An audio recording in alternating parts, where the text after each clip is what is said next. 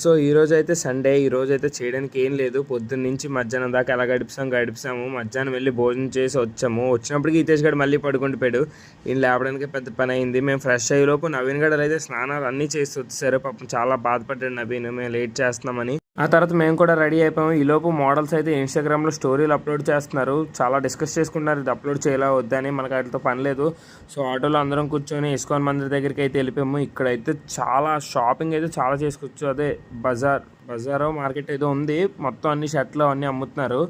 ఇంకా ఇస్కాన్ దగ్గరికి వచ్చేసరికి ఫుల్ వైబ్స్. ఎప్పుడెప్పుడు వెళ్ళిపోతామని ఫాస్ట్గా చెప్పులని ఇప్పేసి ఒక బ్యాగ్లో పెట్టేసి అక్కడైతే ఇచ్చాము. అక్కడ అలా ఇచ్చేయాలంట, టోకెన్ అది లేదు. సో లోపలికైతే రాగానే వైబ్స్ అయితే భలే ఉన్నాయి గైస్. మీరు కూడా చూడండి ఎంత బాగుంది ఇక్కడ.